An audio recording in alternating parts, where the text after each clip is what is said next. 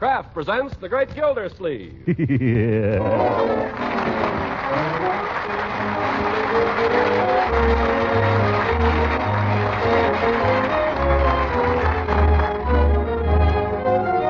Kraft Cheese Company will also bring you Bing Crosby every Thursday night. Present each week at this time Harold Peary as The Great Gildersleeve, written by John Wheaton and Sam Moore.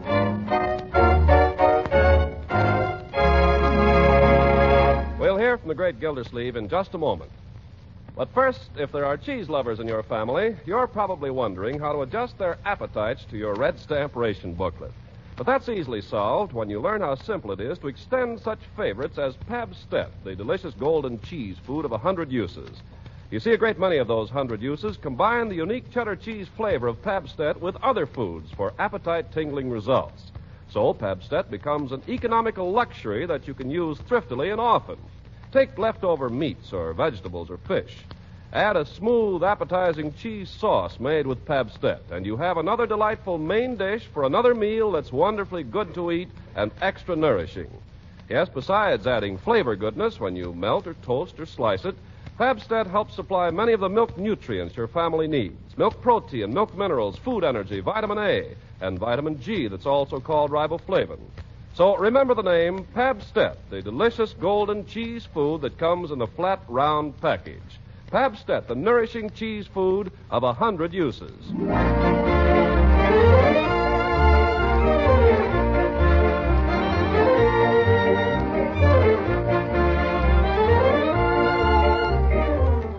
Now on to Summerfield and the Great Gildersleeve.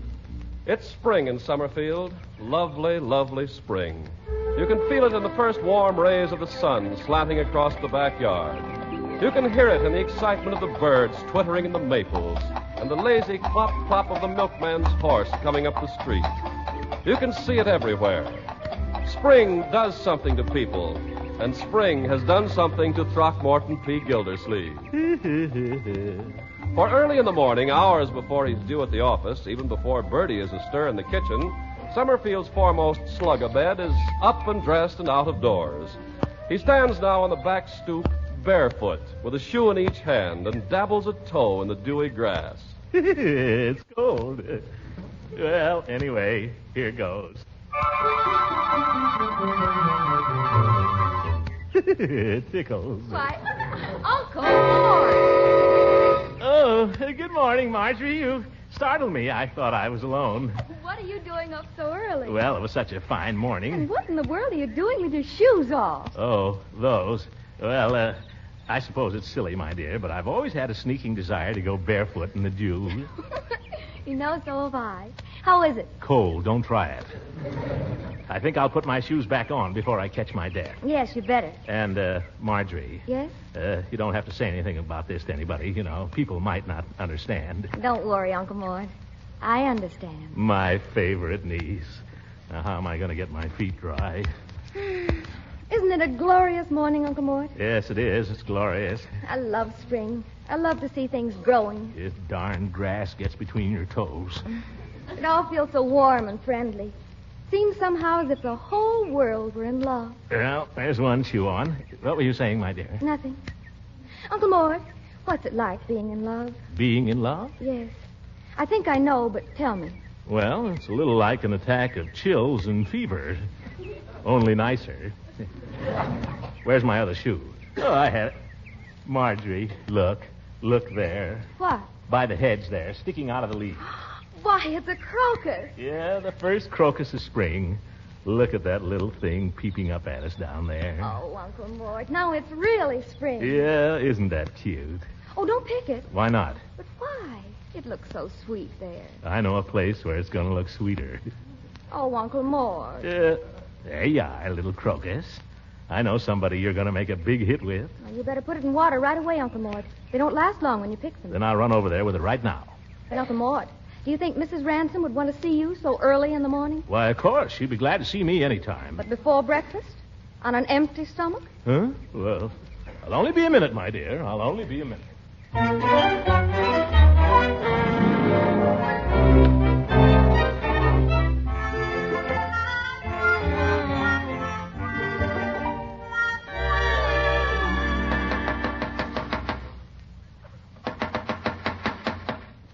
That's funny. She must be here. Here comes my beautiful angel. Hello, Leela. Throckmorton, what on earth are you doing here at this hour in the morning? I've got something for you.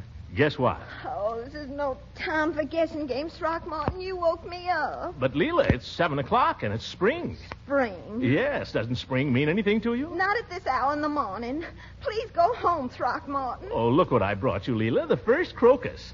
Isn't it pretty? Yes, it's very pretty. Yeah. Let me put it in your hair. No, Throckmorton, and take your foot out of the door. Why, Leela.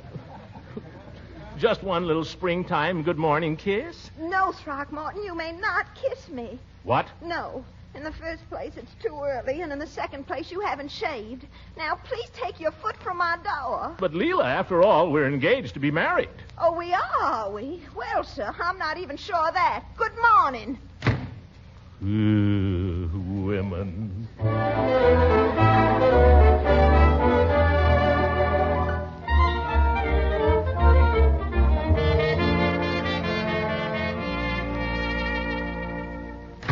Is that you, Uncle Mort? Yes, my dear, it's me. Come on in. We have company for breakfast. Company? Oh, so it's you, hooker. Yeah. Old goat, what are you laughing at? You look so darn silly with that crocus in your hand. Crocus? Oh, yes, I just picked it out in the garden. That's funny. When I came past Leela Ransom's house a moment ago, I could have sworn that you were trying to give that crocus away. No, see here, hooker. I didn't invite you here to breakfast. What are you doing hanging around this neighborhood anyhow at this hour of the morning? Well, I came to weed my victory garden. Oh, yeah. With that victory garden in the lot next door, I can see we'll get plenty of drop-in trade.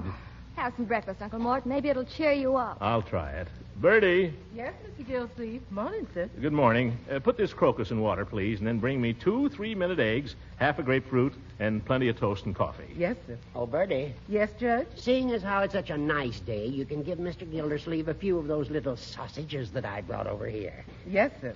Did you say sausages, Judge? That's right, Gildy. Well, now, that was mighty friendly of you, although I hate to admit it. Yep. I defended a farmer who makes his own sausage yesterday, and I took my whole fee out in trade. I wonder if I could get him to pay his water bill in potatoes. Goodness, here comes Superman. Who? Hi, sir. Hi, Uncle. Morning, Judge. Hello, Leroy. Morning, Leroy. Leroy, stick in your shirt tail. Oh, it was okay when I started downstairs. Here's your orange juice, Mr. Gildersleeve. Thank you, Bertie. Oh, Leroy, Good morning, Bertie. don't soft soap me. Was you in my cake box last night? Why, no, Bertie. Now, Leroy? No, honest, I wasn't. Oh, Leroy, nobody's going to hang you. Why don't you own up? Oh, because I never touched the darn cake. Wait a minute. What is all this? It's a case of the people versus Leroy, Throckmorton. The charge is larceny of a piece of cake. Oh, cake? Oh. Bertie, it's just possible I took a piece of cake last night. You say it's possible, Mr. Gildersleeve? Yes. That's good enough for me. Case dismissed. Hang the jury in habeas corpus. Bertie, you could very easily become a lawyer. Don't go putting ideas into her head, Judge. She's a good cook. Get those sausages, will you, Bertie? I can smell them from here, and they're ready. Yeah, Mr. Gildersleeve, you're right. Them sausages has reached that 0 hour. Yeah. Then bring them on. A plate of sausages, a nice 2-hour nap, and I'll be ready to go to the office.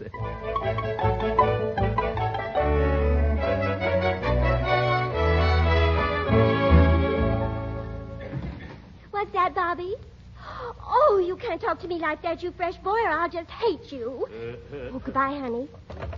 Good morning, Mr. Gildersleeve. Good morning. Good morning. Bessie. Thank you.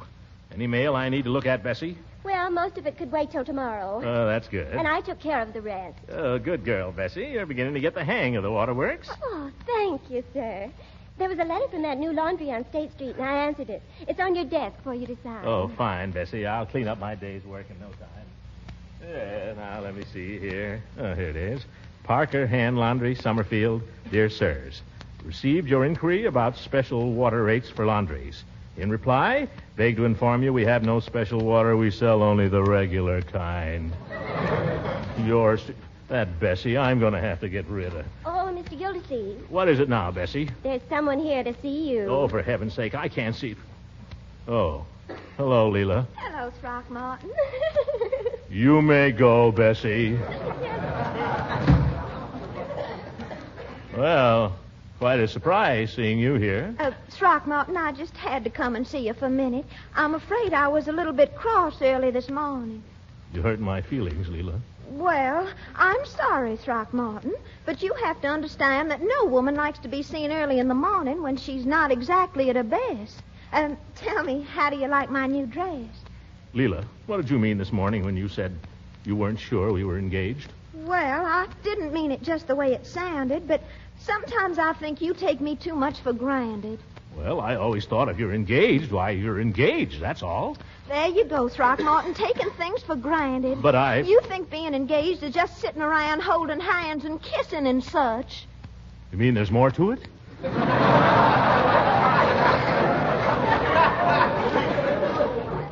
Of course there is. Our engagement should be a preparation for our life together, while we should be spending this time trying to develop some interests in common, things we like to do together. Well, I like to... No, I mean besides kissing. I mean things we're both interested in, things we like to talk about, worthwhile things like world affairs and current events and all. Leela, when I'm with you, I can't think about worthwhile things. But you must try, dear. If we're going to be happy later, we must learn to be friends now. Well, I'm willing to try if you want to. Friends. Let's start now, then. How about a nice lunch with me at Dabney's Grill? We can get a booth. Oh, I can't possibly, Throckmorton. I'm having lunch with Marie King at the Woman's Exchange, and afterward we're going to the Red Cross. Oh, gracious, I'm late now. I must fly. But, Leela... Goodbye, Throckmorton, and you think about what I said now like a goodbye. Goodbye. Good. Women. If there were no such a thing as women, this world would be a lot better place. Yeah, but who'd want to live in it? I'm going to lunch.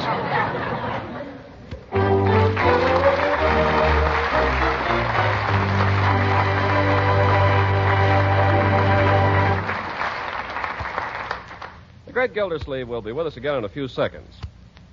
Meanwhile, let me suggest a really practical way to add extra nourishment and extra flavor to everyday meals. Dozens of ordinary dishes turn into very special treats when you add the delicious flavor of Pabstet, the nourishing cheese food of 100 uses. For example, use Pabstet in making a macaroni casserole and see how good tasting this economical dish can be with that grand cheddar cheese flavor baked in. Or melt Pabstet into a smooth cheese sauce and see how it transforms leftovers of meat or fish into exciting main dishes for the next meal and makes even the plainest of vegetables wonderfully appetizing. Pabstet slices perfectly, too. With fruit or pie or just by itself, it tops off wartime meals with a grand touch of cheese goodness. Yes, for real flavor and for some of the vitamins and minerals your family needs, ask your dealer for Pabstet. He may not always have it on hand because so much of the nation's dairy foods are going to war that supplies sometimes run low. But watch for economical Pabstet. Buy it when you can. Pabstet, the delicious cheese food of 100 uses.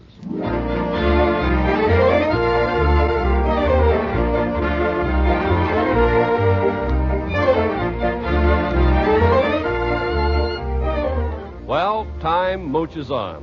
2 hours have passed while Gildersleeve, alone in Dabney's Grill, lingered over lunch, glaring at the women around him and muttering into his salad. And now, reluctant to get back to work, he's thought up an excuse to go out to the reservoir and confer with the superintendent. I hardly need to tell you that on a spring day, there isn't a pleasanter place in Summerfield than the reservoir. Cooler here. Charlie! Uncle Charlie! Might be in the pumping station. Charlie! Charlie Anderson! Not here. Well, it's a nice day. I'll just lie down here in the shade till he turns up. Spring. Spring, spring, you lovely thing. Bees and birds are on the wing. Listen to the way they sing. Ting-a-ling-a-ling-a-ling. Well, not bad. No, Mr. Gildersleeve, that's pretty good. Yeah. Peavy, where did you come from? I didn't hear you. Well, I learned to walk Indian fashion as a boy. See, one foot in front of the other. Huh? If I had moccasins on, you couldn't hear me at all. What are you doing out here, Peavy? Well, Gildersleeve, I could ask you the same question. Me? I'm out here on business. Oh, I see. Yes, I'm waiting for the superintendent here, Charlie Anderson. Well, in that case, I'll sit down and help you wait. Who's tending the drugstore while you're out here, Peavy? Mrs. Peary. Yeah. But it's all right. I've been picking her some wildflowers, see? Trailing arbutus. Looks like poison ivy to me. Yeah, and you don't know trailing arbutus. Maybe you don't know poison ivy. Well, I always carry a bottle of Calamine lotion with me just to be on the safe side. You'd better. Care for some? No, thanks. Peavy, speaking of poison ivy, have you ever had much to do with women? Well, in a manner of speaking, I'm married to one. Then tell me, Peavy, what does a woman mean when she says you've been taking her too much for granted? I haven't heard that in 15 years. Well, what does it mean? Well, it usually means that she's been reading a book. Oh. I'll never forget the year that Mrs. Peavy subscribed to the Ladies' Home Companion. No peace that year. Well, what'd you do? I let the subscription run out. Hey, you! What you think you're doing there? Don't you know this is city property? Oh, Charlie Anderson. Wait a minute, Go Charlie. on, get out of there. Get off the property. Dead, busted. Whoa there. Hold your horses, Uncle Charlie. Put on your glasses. It's me, Gildersleeve. Oh, Mr. Gildersleeve. Well, by jiggers, it's about time. I called you up. We got to do something here. People coming out here all over the place, breaking bottles, gathering papers, like a dad-busted picnic ground. Oh. Well, Charlie, you know Mr. Peavy, don't you? Of course I know him. What do you think? Know him as well as I know you. Hello, Mr. Folks come out here at night, too, and park in the dad-busted automobiles. Come out here to spoon. What are we running here, a waterworks or a dad-busted petting parlor? Well, Charlie, you have to remember... Holy Toledo. You have to remember this is public property, and after all, boys will be boys. Well, I don't mind the boys. It's the women. They come out here in their slacks and they're worse than the men. Well, I wouldn't say that. Come out here and... what'd you say? He said he wouldn't say that. Well, what would he say? You'll have to ask him. Would you care to enlarge on that thought, Peavy? Well, my experience with the fair sex has been that they take a little understanding. I'll say. Now, Mr. Gildersleeve here has a problem. I don't know what your problem is, Commissioner, but I'll tell you the answer. Have nothing to do with women, Dad. Bust them. Especially this time of the year. Charlie, I'm inclined to think you're right. Well, no, I wouldn't say that. Don't keep saying that. For Pete's sake, what do you know about women anyway? Well, I've got one of them waiting at home for me right now. Can either of you gentlemen say the same? Well, Peavy's been a bad boy today. He's been playing a little hooky. Well, no, I wouldn't say... Dad, bust it! There he goes again. No offense, Mr. Anderson. Mr. Gildersleeve, if I might offer a suggestion. Yes, Peavy? Have you tried taking your lady friend a posy? They're usually well received. I took her a posy. That's what started all the trouble. What did? What did you take her? A dad-busted crocus.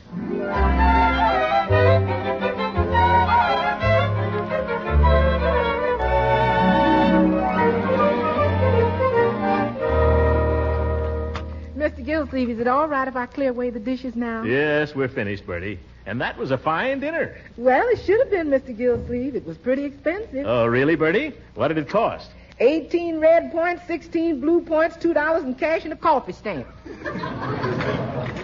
Well, Leroy, go get me a cigar, will you, in the den. Okay, Unc. And stick your shirt tail in. Is that out again? Well, Marjorie, I suppose Ben will be coming over this evening. How did you guess? We going over to Mrs. Ransom's? Well, I don't know, my dear. I'm not sure I want to. Why, what's wrong? Oh, nothing, really. I told you this morning not to go rushing over there at the crack of dawn. Well, she wants me to talk about foreign affairs or something. I don't know what she wants. Worthwhile conversation and all that kind of stuff. Well, why don't you do it? Me talk about foreign affairs? Well, you wouldn't have to talk about them very long. Huh? I don't understand. You will. You just try it. Take a cigar, Unc. I bit the end off for you. Oh, well, perhaps you'll be good enough to smoke it for me. Yeah, sure. You got a light? Yep. I'm fooling. Give it to me. Hey, Unc, have you got a minute? What do you mean, have I got a minute? Well, I'd like to discuss something with you. All right, my boy, let's discuss it. Privately, I'd like to discuss it with you alone. What's this all about? I don't know. Will you excuse us, my dear? Just step into the den here, Leroy. Thanks, Unc. Now, what's on your mind, young man? Unc, could I have 53 cents to go to the movies? I thought movies cost 35 cents. Well, you see, I'm going with Piggy. We're each going to buy our own tickets. That's 35. Yes? And then we're each going to pay for half of the other ticket. What other ticket? Well, we have to have another ticket. Why? Well, we're taking somebody. Who? Who are you taking who can't pay for his own ticket? Well, we're taking a girl.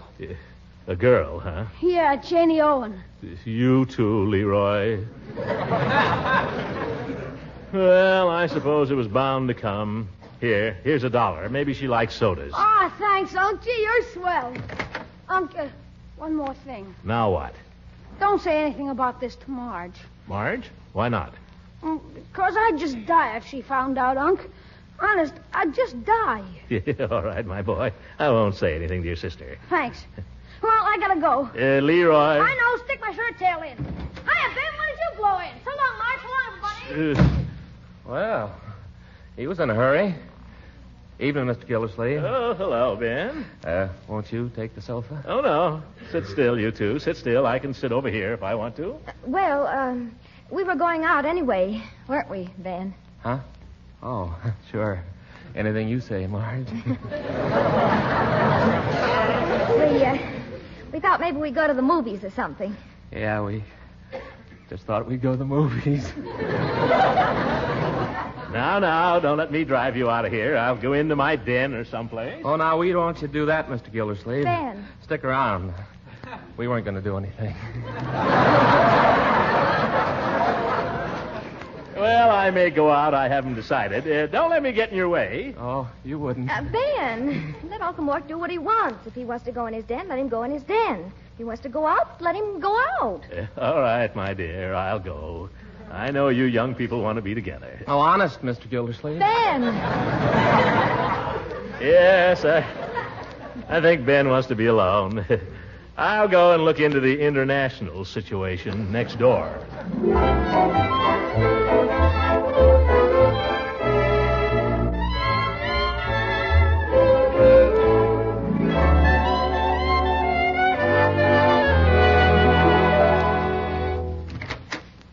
Hello, Leela. Oh, hello, Throckmorton. I was hoping you might come over. You were? Yes. Come into the parlor, won't you? All right. What do you think I did after I got through with the Red Cross this afternoon? What? I took a walk out south of town. You know that big tall hill just before you get to the Mansfield Road? Well, I climbed up there all by myself, and I lay there in the grass and just let the spring breeze blow through my hair. I could just feel spring all over me. Leela, the Allied forces in North Africa made definite progress today.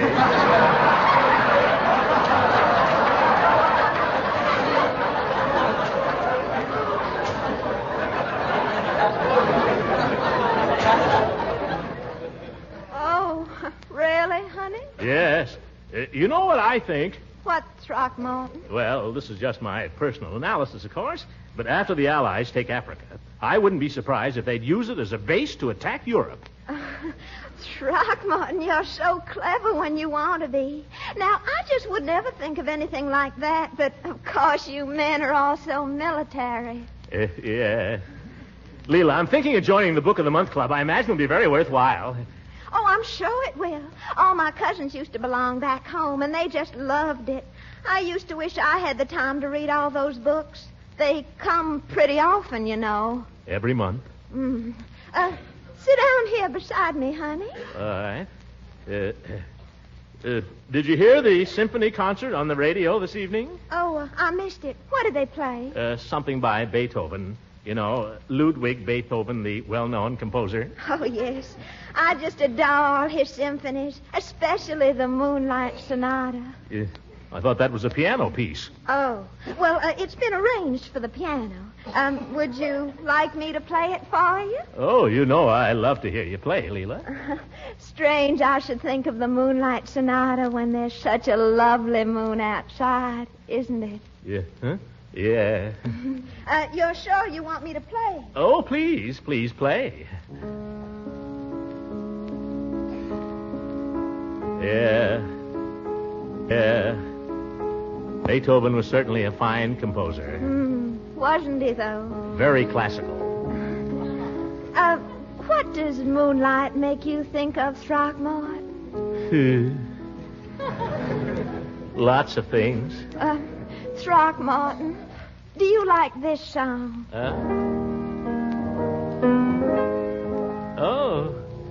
Moonlight Becomes You. I just love it when Bing Crosby sings this. Oh. Bing Crosby, huh? Moonlight becomes you. It goes with your hair. You'll certainly know the right thing to wear.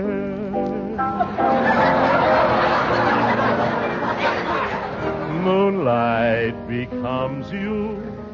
I'm thrilled at the sight, and I could get so romantic tonight.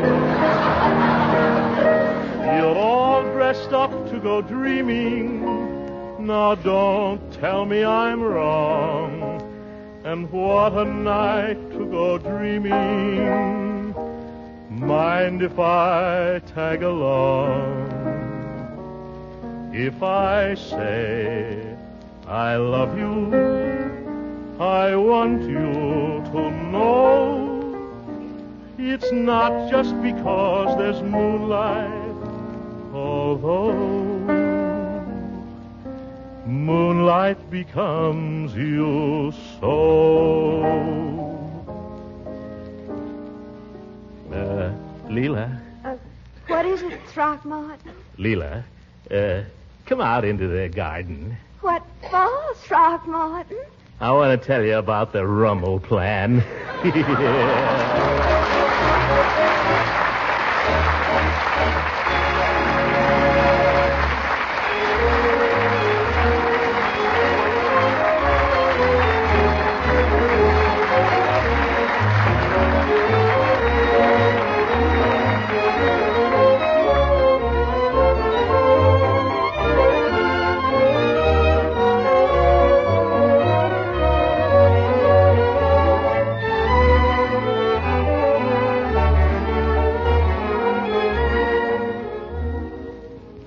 Well, Leroy, did you and Piggy have a good time at the movies with your girl? No, not very. Yeah.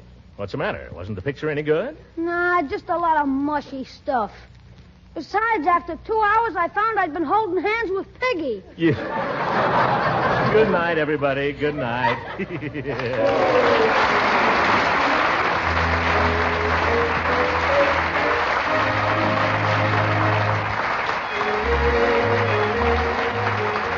Music on this program was under the direction of Claude Sweeten. This is Ken Carpenter speaking for the Kraft Cheese Company and inviting you to listen in again next week for the further adventures of the Great Gildersleeve.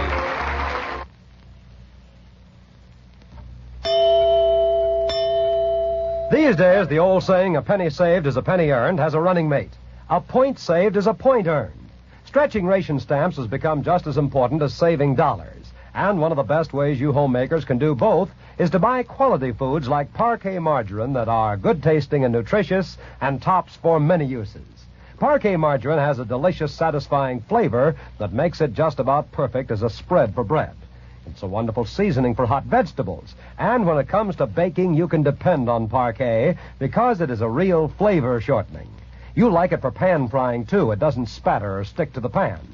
Every economical package of Parquet margarine helps supply the energy and vitamins your family needs. Is one of the best energy foods you can serve, and every pound contains 9,000 units of vitamin A. Now, if you can't buy Parquet the first time you try, it's because of wartime shortages. But Kraft is doing everything possible to keep dealers supplied and should be able to get it soon. Ask for Parquet, P-A-R-K-A-Y, Parquet margarine made by Kraft. This program reached you from Hollywood. This is the National Broadcasting Company.